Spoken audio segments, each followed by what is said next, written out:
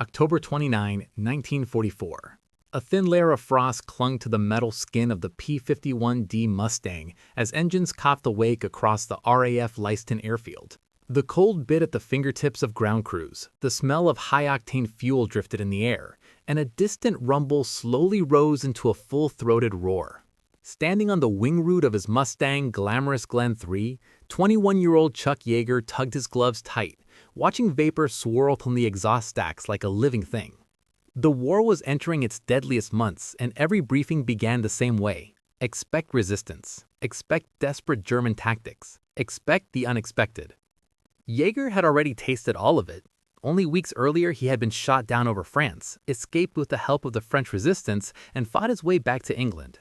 Now he was back in the cockpit, sharper than ever, aware that every climb into the freezing upper sky could be a pilot's last. The Luftwaffe remained dangerous. Though weakened, it still sent up skilled Jagdfliegers flying the fearsome Focke-Wulf 190.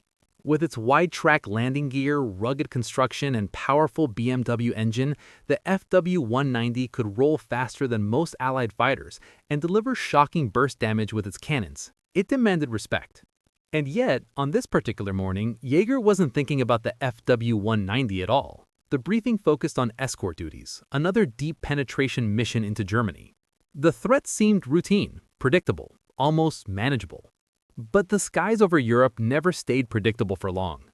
As the Mustangs lifted off, thin contrails cutting clean scars through the morning light, Yeager settled into formation. The vibration of the Merlin engine pulsed through his boots and seatbelt straps, a steady reminder of both power and fragility. At 25,000 feet, the air turned thin and bitterly cold. Oxygen masks frosted over breaths crackled, and sunlight gleamed off aluminum wings like fire. Below them, bombers droned eastward. Somewhere ahead, Luftwaffe pilots were climbing too, men Yeager had never met but who would try to kill him within the hour. For now, the radio stayed calm. Only the hum of engines and the faint hiss of oxygen filled the cockpit. But a question hung in the back of Yeager's mind, one every Mustang pilot carried on missions like these. What happens when the hunters become the hunted? The answer would come soon, in a moment Yeager never forgot, when 6 FW-190s locked onto him in a dive, forcing him to bet his life on speed, instinct, and the limits of the P-51 itself.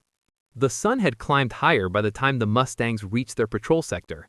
Thin clouds drifted like torn paper, casting moving shadows across the earth far below. Yeager scanned the sky, his gloved hand lightly tapping the throttle, listening for the subtle changes in engine pitch that experienced pilots trusted more than instruments. Nothing yet. No movement, no glints of sunlight off enemy wings. Then the calm shattered. A warning crackled over the radio. German fighters, high and fast, diving out of the sun. Dozens.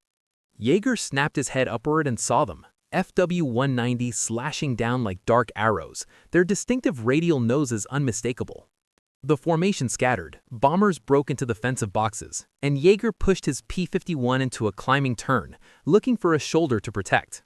But something was wrong. A group of FW-190s wasn't attacking the bombers. 6 peeled off and dropped behind the Mustangs, targeting the escort fighters instead, his section. In seconds, Yeager found himself alone, separated by the chaos of evasive maneuvers. The sharp bark of cannon fire tore past his canopy, tracers glowing like sparks breaking off a grinding wheel. The tail vibrated as rounds sliced through the air just feet behind him. Instinct took over. Yeager slammed the throttle forward, the Merlin engine howling as he pushed the aircraft into a steep dive. He knew the risks. Every W-2 pilot did. Diving too fast meant compressibility, where shock waves built around the wings, controls stiffened, and the aircraft became almost unresponsive. Many fighters had died in such dives, their pilots unable to pull out. But the FW-190 had its own limits. At extremely high speeds, its controls grew heavier than the Mustangs. The question was simple. Who would reach the edge first? As Yeager's P-51 knifed downward, the altimeter unwound like a loose spring. Wind screamed, control surfaces trembled, and still the 6 FW-190s stayed behind him, refusing to break off. His oxygen mask rattled against his cheekbones as the dive deepened. Below 25,000 feet, something changed. The gap widened, just barely at first. The Mustang held its stability. The FW-190s began to struggle with increasing control stiffness. Their formation wavered. One drifted out of line, unable to keep the dive clean.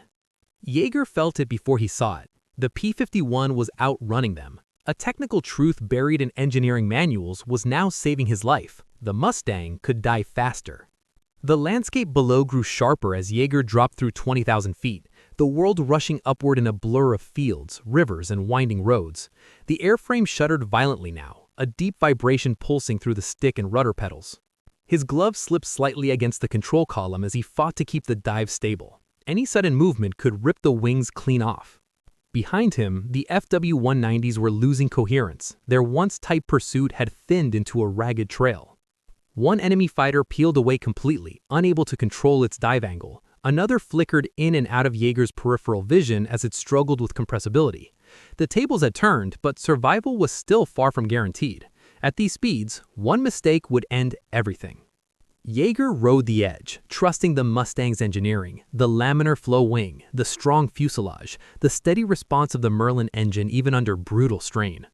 As the dive carried him below 15,000 feet, he felt airflow return to the control surfaces, a thin margin of authority, just enough.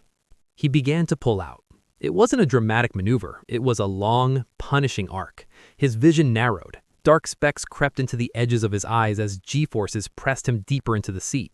His teeth clenched, his legs trembled, the oxygen mask dug painfully into his face. But slowly, inch by inch, the nose of the P-51 lifted. The FW-190s tried to follow, but they had already hit their limit.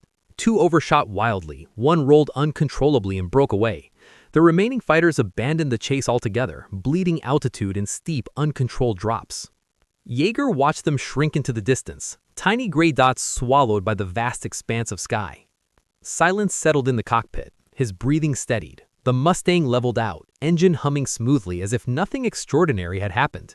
He checked his gauges, his wings, his fuel. Everything held. Everything worked. He was alive. Moments later, Yeager rejoined his squadron, his voice calm over the radio, never hinting at the razor-thin margin he had just flown through. After the mission, he recorded the encounter in his combat report. Precise, technical, almost understated. But the truth was unmistakable. The P-51 Mustang had outrun 6 FW-190s in a full-power dive, validating what engineers had claimed and what few pilots had dared to test. It became one of Yeager's defining moments, a reminder that courage is often a mix of instinct, training, and the willingness to trust the machine beneath you. And today, as we study W-2 aircraft and marvel at their design, stories like this one still echo. They invite us to reflect, to look closer, to appreciate the man who risked everything in skies filled with fire and uncertainty. Some viewers may see only planes, but others, maybe you, feel the weight of the decisions, the fear, the skill, and the quiet triumph written into moments like this. If this story moved you or sparked the question, share your thoughts. These voices from the past still teach us, still challenge us, still inspire us to understand the world they fought to protect.